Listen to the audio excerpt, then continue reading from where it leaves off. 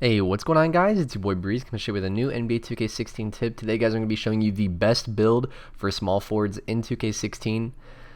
Now, this is actually a two-way build. You can go two different ways with this build. However, on this front screen, when you actually make your small forward, this is what you have to go with.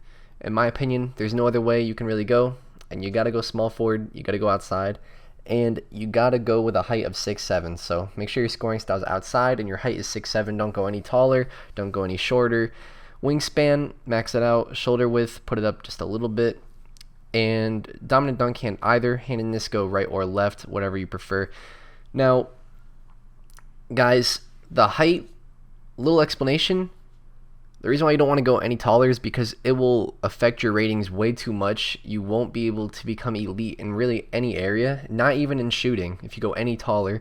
And if you go any shorter, it doesn't really identify you as a small forward from like a shooting guard, you know? And if you go like 6'6" as a small forward, you're going to be way slower than a 6'6" shooting guard. There's kind of no point. Go with the 6'7", give yourself an identity, and give yourself more of an advantage at small forward. Now, we're going to be getting into the ratings, and as you guys can see, we actually had both our small forwards on my team go with this exact build. I'll be getting into that right now. So as you can see, we max out everything instead of inside scoring. Now, to a lot of you, this is going to be crazy, but here's why.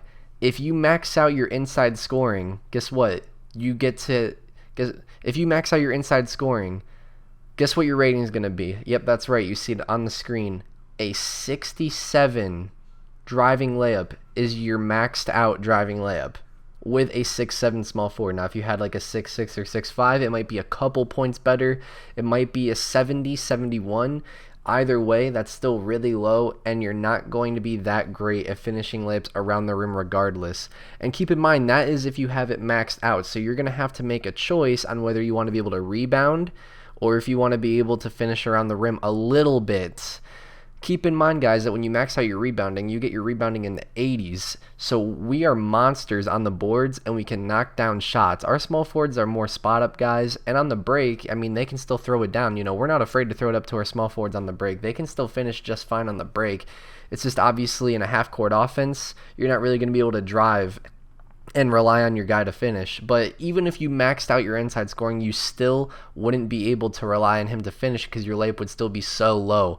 The difference between a 40 and a 67 layup sounds big, but it's really not. Even with a 67 layup, you're still going to be really inconsistent around the rim. Now, as you can see, athletically, you're pretty athletic in my opinion. 74 speed's not bad. 76 strength.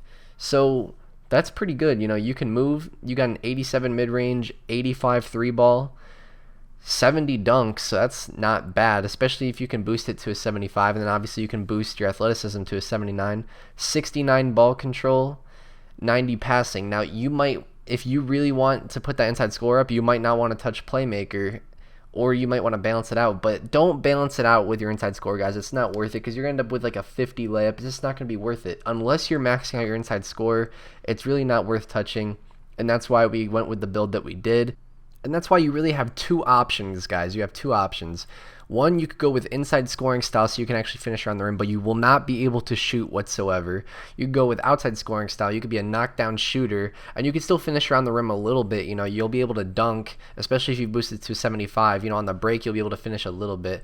And that's really it, guys. I mean, you can't really touch your inside score. If you put your inside score up, you're going to have to max it out, and even then you won't really be able to finish that well around the rim, and you won't be able to either rebound or you won't be able to control the ball whatsoever, and you won't be able to pass it all. So this is a decision you guys are going to have to make, but in my opinion, you definitely have to go with this build. You're going to have a knockdown mid-range shot, a knockdown three-point shot, and you can even boost the shooting, keep in mind, into the 90s. You can have that 92 mid-range and a 93 ball, and we were really happy with it. We've had a lot of success, and I hope you guys have success with it as well if you decide to go with this build. So with that being said, guys, this is, in our opinion, the best small forward build. This has been your boy Breeze.